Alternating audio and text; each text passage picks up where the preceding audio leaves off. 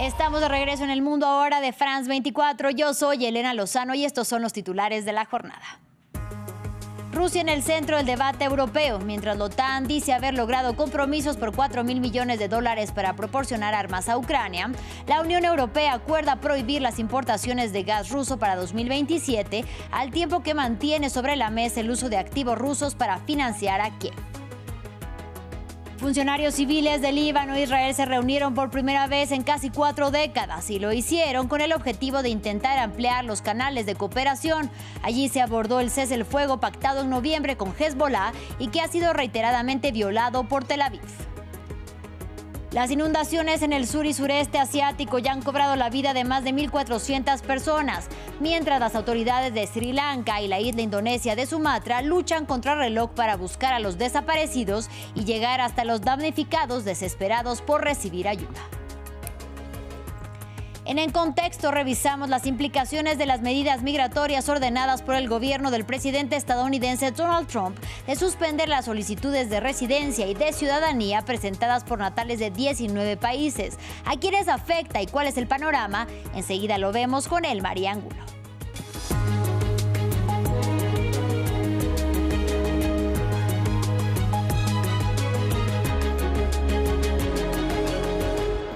Iniciamos en Bruselas, que fue epicentro de una agenda política, diplomática y militar que tuvo como principal protagonista a Rusia. La capital belga albergó una cumbre de cancilleres de la OTAN, la última del año, donde se debatió sobre los más recientes sucesos en torno al desarrollo de la guerra en Ucrania y los esfuerzos por terminarla por parte de Estados Unidos. Entre los anuncios hechos por el secretario general de la alianza está el de un compromiso por $4.000 millones en armas para Ucrania. Y previamente nuestra corresponsal Esther Herrera nos ampliaba sobre este encuentro.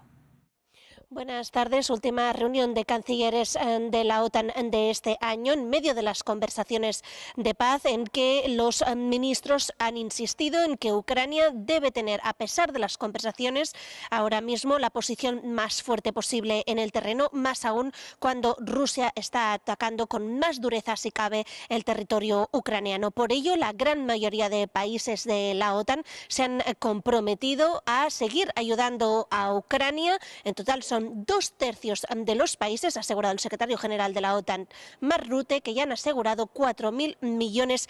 Se trata de armamento que se va a comprar a Estados Unidos para ayudar a Ucrania. Una iniciativa que parece convencer a la gran mayoría de aliados que deciden mantener así de cerca a Estados Unidos y a la vez poder ayudar a Ucrania sin que Estados Unidos se tenga que involucrar directamente en el apoyo a Ucrania, tal y como ha ocurrido desde que Donald Trump empezó a estar en la presidencia de Estados Unidos. Esto se produce en un momento en que se siguen con atención también las conversaciones de paz, a pesar de que se preveía un desenlace inminente. Existe enorme presión hacia Ucrania, pero finalmente no se está avanzando tan rápido como desearía Donald Trump. Por otra parte, Rutte ha evitado opinar sobre las palabras recientes de ayer del presidente ruso Vladimir Putin, que amenazó directamente a Europa, asegurando que si el bloque quiere la guerra,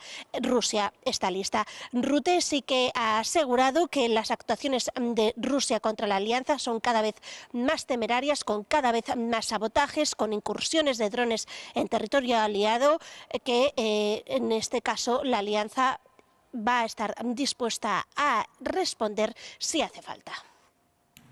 En paralelo, la Unión Europea anunció un acuerdo para prohibir las importaciones de gas ruso para finales del 2027. El pacto, que aún debe de ser ratificado, se logró entre los 27 Estados miembros y el Parlamento Europeo. Por su parte, Rusia criticó el anuncio y aseguró que la medida acelerará lo que llamó el declive del bloque europeo. El informe es de Albert Naya. Otro paso hacia la independencia energética y la antesala de lo que Ursula von der Leyen define como una nueva era. Hoy es sin duda un día histórico para nuestra Unión. Anoche alcanzamos un acuerdo provisional sobre la propuesta de la Comisión de eliminar por completo los combustibles fósiles rusos. Estamos pasando página y lo hacemos para siempre. Este es el amanecer de una nueva era, la era de la plena independencia energética de Europa respecto a Rusia. the era of Europe's full energy independence from Russia. Escenario que comenzó a pavimentarse cuando los primeros misiles caían sobre Kiev. Europa entendió en marzo de 2022 que cualquier transacción con Moscú era un arma arrojadiza. Por ello, la Declaración de Versalles sentó las bases de una transición energética que hoy parece querer materializarse. La hoja de ruta incluye gastar menos energía, diversificar proveedores o producir energías renovables. Y gracias a ello, la declaración de intenciones se ha vuelto notable sobre el terreno. En cuanto a los proveedores que deben suplir un volumen de gas notorio, se encuentra Noruega, siempre en cabeza. Estados Unidos, por su parte, adelantó al Kremlin con la nueva situación y se convierte en el segundo mayor importador. Algeria aumentó sus importaciones a la Unión Europea en 2 puntos, mientras Qatar también salió beneficiada. Seguimos en Medio Oriente. Israel afirmó que el desarme de Hezbollah es imprescindible y lo hizo tras la celebración este miércoles de las primeras conversaciones directas entre funcionarios civiles israelíes y libaneses en casi 4 décadas. El objetivo del encuentro, monitorear el alto el fuego que ya se lleva un año en la guerra contra el grupo proiraní y que Tel Aviv ha violado reiteradamente. Según la oficina del primer ministro israelí, en la reunión hubo consenso sobre la formulación de ideas para promover la cooperación económica entre ambos países. Desde Damasco, nuestra enviada especial y corresponsal permanente en Líbano, Etel Bonet, nos amplía. Hoy Líbano y Israel han dado un paso poco habitual. Representantes civiles de ambos países se han sentado a hablar por primera vez en décadas. El encuentro tuvo lugar en Nakura, en la localidad fronteriza donde opera la misión de paz de la ONU, que forma parte del mecanismo que vigila la tregua en vigor desde hace más de un año. Hasta ahora este espacio estaba reservado solo a militares, pero la situación sobre el terreno sigue siendo tensa y Estados Unidos presiona para abrir un canal político. Es por eso que su enviada especial, Morgan Ortagus, participó en la reunión tras pasar por Jerusalén para coordinar posiciones. Israel decidió enviar a un delegado civil para explorar si es posible construir algún tipo de relación con el Líbano, con el que no mantiene lazos diplomáticos. Beirut respondió con una delegación encabezada por el exembajador Simón Karam y afirmó estar preparada para negociar. El contexto sigue siendo complejo. La tregua frenó la guerra abierta, pero no las tensiones, y Israel continúa atacando posiciones de Hezbollah en el Líbano para impedir que el grupo recupere la capacidad militar.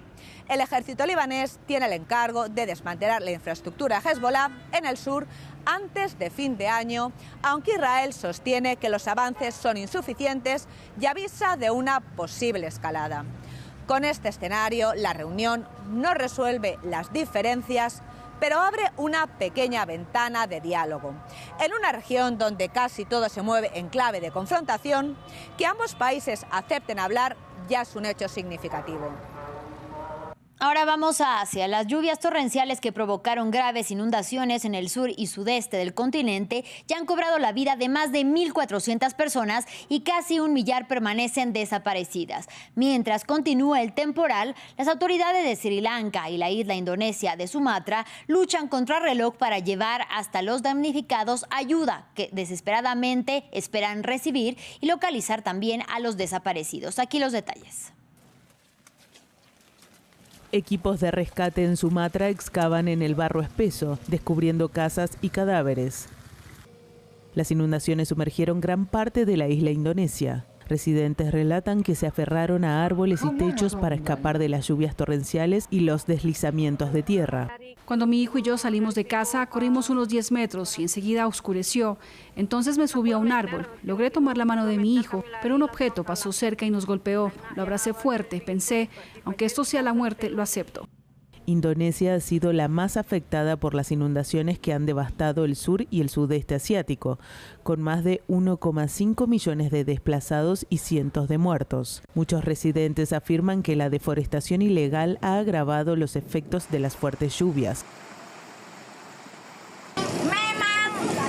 A esta gente no le importa el bosque y ahora nosotros cargamos con este peso. Somos las víctimas aquí. Todo está destruido.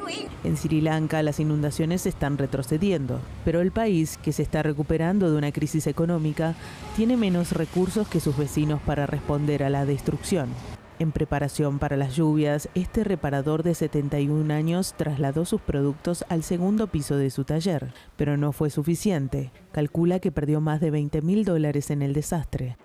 Las inundaciones arrasaron con todo. Ahora estamos en la indigencia. Tendremos que empezar desde cero otra vez. Los expertos en clima advierten que tormentas intensas como estas podrían convertirse en la nueva normalidad en el sudeste asiático. La región afrontó este año una temporada de tormentas inusualmente fuertes que ha causado muertes y graves daños en Malasia, Vietnam y Filipinas. Vamos a China, donde aterrizó el presidente francés para abordar el desequilibrio comercial entre Francia y el gigante asiático. Además, Emmanuel Macron pretende apelar a la cercanía entre Beijing y Moscú para pedir así a su homólogo chino Xi Jinping que convenza al mandatario ruso Vladimir Putin de aceptar un cese el fuego en Ucrania, un planteamiento que ya ha indignado a los líderes chinos cuando lo han abanderado otros representantes europeos. Previamente nos ampliaba desde Beijing nuestro corresponsal Adrián Foncillas. Macron ha aterrizado en Beijing para su visita de 3 días en China, la cuarta desde que llegó al cargo en 2017. Mañana se reunirá con el presidente Xi Jinping y el primer ministro Li Qiang en el Gran Palacio del Pueblo y el viernes volará a Chengdu, la cuna de los pandas. Dos asuntos están subrayados en la agenda: Ucrania y el comercio. Nos sorprenderá el mensaje de Macron, es el mismo de los últimos años, que China, como miembro permanente de la ONU y aliado de Moscú, convenza a Vladimir Putin para que firme el alto el fuego. China puede jugar un rol crucial, recordaba esta semana Jean-Noël Barrot, ministro de Exteriores. Tampoco sorprenderá la respuesta, que China es neutral en la guerra, que ni la causó ni la ha alimentado suministrando armas. En Beijing causa estupefacción que en los últimos tiempos Bruselas le exija que empuje a Rusia hacia el alto el fuego, cuando años atrás desdeñó su hoja de ruta, que precisamente incluía un alto el fuego inmediato, con el argumento de que solo serviría para que Moscú tomara aire. La nutrida delegación de 80 personas subraya también el perfil económico. Cuenta con varios ministros y 40 altos ejecutivos de empresas. Un objetivo es enjuagar el paquidérmico déficit comercial con Europa de 357.000 millones de dólares. Desde París lo explicaban en las vísperas: es necesario que China consuma más y exporte menos, y también que los europeos ahorren menos y fabriquen más. Hablarán mañana de las investigaciones chinas al porcino y los lácteos europeos que emprendió Beijing como respuesta a los aranceles a sus coches eléctricos, y se espera que Macron parta de aquí con varios acuerdos comerciales en el campo energético y especialmente el de la energía nuclear, en la agricultura o en la aviación. Incluso hablarán de un nuevo préstamo de pandas. Los dos, que vivían en Francia, regresaron a China la semana pasada después de 13 años para jubilarse y cuidarse de sus achaques. Y en información del continente americano, Cuba atraviesa un nuevo apagón masivo. Las autoridades informaron que en la capital, donde viven 1,7 millones de personas, hubo una afectación general y no hay servicio eléctrico. Un escenario recurrente en la isla en los últimos meses, al tiempo que las sanciones estadounidenses dificultan la importación de combustible y de material para mantener la infraestructura energética, y el país trabaja en la instalación de un sistema de paneles solares para buscar así una solución a largo plazo. Escuchemos. A pasar a las 5 de la mañana, o cerca de las 5 de la mañana, no llegó a las 5 de la mañana, ocurrió una avería en una línea de transmisión que enlaza a Santa Cruz con Guitera, y eso hizo que se sobrecargara la otra línea y se dividiera el sistema en ese punto del sistema eléctrico nacional, y la zona al oeste de esas líneas, bueno, quedaron sin servicio eléctrico, que estamos hablando de la provincia de Mayabeque, La Habana, Artemisa y Pinar del Río. El resto del sistema se mantiene operando. El salario mínimo en México aumentará en un 13% para 2026 y la jornada laboral se reducirá gradualmente de 48 a 40 horas semanales hasta 2030. Así lo anunció la presidenta Claudia Sheinbaum, en cuyo gobierno ya se había realizado un primer aumento. El salario mínimo general crecerá hasta los 315,04 pesos diarios, equivalentes a $17,2, mientras que la reducción de la jornada laboral permitirá que México reduzca las 2.207 horas trabajadas por empleado al año. Es momento de En Contexto. Y para poner en perspectiva una de las noticias que ha marcado la agenda informativa de este día, ya está con nosotros en los estudios Elmaria Angulo. Bienvenida y un gusto como siempre. Feliz tarde para ti, Elena. Vamos a iniciar hablando del anuncio de Donald Trump de suspender algunas solicitudes migratorias presentadas por ciudadanos de casi una veintena de países, en exactamente 19. ¿A quiénes afecta por una parte y en qué contexto se da esta suspensión? Muy bien, Elena. De hecho, la nueva restricción anunciada por el gobierno de Donald Trump que suspende la revisión de las solicitudes de residencia y ciudadanía, como bien lo indicas, presentadas por ciudadanos de 19 países y que frena los procesos de aprobación de Green Cards, fue confirmada por el Servicio de Ciudadanía e Inmigración de Estados Unidos. Lo que hace es endurecer todavía más la política de reducción migratoria implementada por el gobierno del líder republicano desde su regreso a la Casa Blanca en este segundo mandato no consecutivo que inició el pasado 20 de enero. Como vemos en pantalla, la medida afecta a natales de Cuba, Venezuela, Haití, Afganistán, Burundi, Chad, Eritrea, Guinea Ecuatorial, Irán, Laos, Libia, Myanmar, República del Congo, Somalia, Sudán, Yemen, Sierra Leona, Togo y Turkmenistán. De acuerdo con lo que ha sido indicado, Elena, por las autoridades estadounidenses, también esto implica la cancelación de entrevistas ya programadas por quienes solicitaron la residencia, así como el desarrollo de ceremonias de naturalización por un periodo cuyo fin todavía no ha sido determinado, lo que sume de esta manera a migrantes que estaban a la espera de procesos en un ambiente de incertidumbre y preocupación. Según lo señalado por el portavoz del Servicio de Migración, lo que busca Trump con esta suspensión es que quienes se conviertan en ciudadanos estadounidenses sean los mejores y que la ciudadanía en este territorio vuelva a ser vista como una especie de privilegio y no como un derecho de fácil acceso. Se estima que esta orden afectará a al menos 1,5 millones de personas que tenían peticiones en curso y a cerca de 50,000 que recibieron concesiones de asilo durante el gobierno del expresidente Joe Biden. Ahora, esta suspensión o esta parálisis de los procesos de ciudadanía, pero también de residencia, ocurren bajo argumentos de la administración Trump para de alguna manera justificar la decisión. ¿Cuáles son estos argumentos? En efecto, los argumentos dados hasta el momento por el gobierno de Trump para sustentar la implementación de restricciones migratorias que, como vemos, son cada vez más estrictas, son esencialmente de dos tipos. El primero es la protección de la seguridad nacional y el segundo, el fortalecimiento del sistema interno en materia económica, al aprovechar recortes presupuestales de fondos destinados a la ayuda a los migrantes en temas de carácter interno estadounidense. Ahora bien, la suspensión de solicitudes de residencia y ciudadanía anunciada en la jornada del martes 2 de diciembre está soportada por las mismas bases por las cuales la administración de Donald Trump anunció ya desde el 4 de junio, tal como vemos esta proclamación presidencial que fue publicada en el sitio oficial de la Casa Blanca. Las restricciones de entrada de extranjeros a Estados Unidos están guiadas por el objetivo de salvaguardar este país de eventuales amenazas terroristas. Llama la atención la manera en la que este documento recuerda la forma en la que en su primer mandato, que recordemos fue desde el año 2017 hasta el 2021, Trump restringió el acceso de extranjeros a Estados Unidos mediante recursos que en su momento le fueron aprobados por la Corte Suprema, y como también a su regreso hace poco menos de un año la orden ejecutiva 14161, que es denominada Protección de Estados Unidos contra terroristas extranjeros y otras amenazas a la seguridad nacional y pública, ya permitía de alguna forma entrever que la historia iba a repetirse y que además serían añadidos argumentos como por ejemplo el control de la promoción de ideologías de odio.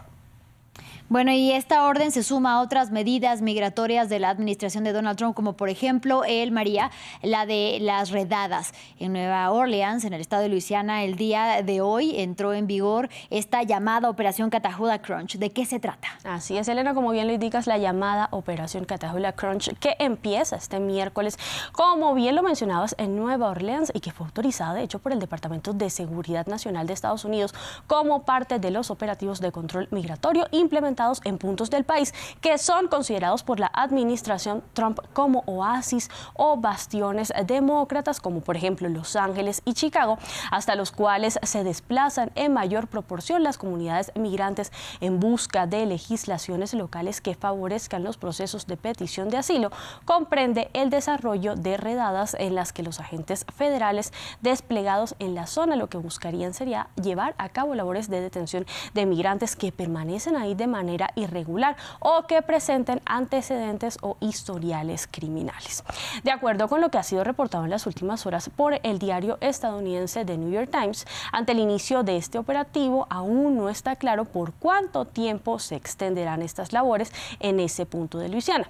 Sin embargo, vimos en las últimas horas cómo el gobernador, que es abiertamente republicano, recibió a los agentes federales con los brazos abiertos, según lo que indica este diario, mientras que cientos de migrantes temen, Elena, por la posibilidad de ser deportados. Bueno, ya a la par de precisamente las redadas hay un aumento del número de efectivos en estos estados demócratas para realizar las redadas. Ahora vamos a finalizar porque los cierres fronterizos, pero también la suspensión temporal o la cancelación del programa de estatus de protección temporal conocido como TPS también forman parte de este endurecimiento de las medidas migratorias de Donald Trump. ¿Cuál es el panorama entonces para los migrantes en Estados Unidos? El panorama tras el regreso de Trump al poder es cada vez más complejo y oscuro. Esta nueva suspensión no es una medida aislada.